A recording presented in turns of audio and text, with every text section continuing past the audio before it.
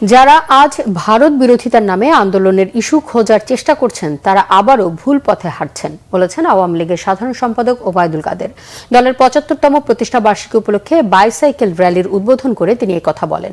ঢাকা উত্তর city corporation আয়োজিত অনুষ্ঠানে ওবায়দুল কাদের বলেন, আওয়ামী লীগ কোনো পাল্টাপাল্টি কর্মসূচি দিচ্ছে না। প্রতিষ্ঠা বার্ষিকী উপলক্ষে বছর জুড়ে নানা কর্মসূচি থাকছে। বাংলাদেশের স্বাধীনতা এনেছে আওয়ামী লীগ, তাই এদেশের স্বার্থ বিসর্জনের প্রশ্নই আসে না। শেখ হাসিনা দেশের স্বার্থ বিকিয়ে দিয়ে কারো সাথে বন্ধুত্ব করেন না বলেও মন্তব্য তার।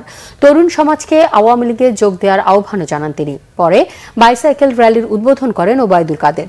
র্যালিটি মানিক মিয়া এভিনিউ থেকে শুরু হয়ে সংসদ ভবনের দক্ষিণ গেট আগারগাঁও হয়ে ৩২ নম্বরে বঙ্গবন্ধু ভবনে এসে শেষ হয়। বিএনপি বা বিরোধী দল তাদের কর্মসূচি পাল্টাপাল্টি কোনো কর্মসূচি আমরা নিতে যাচ্ছি না।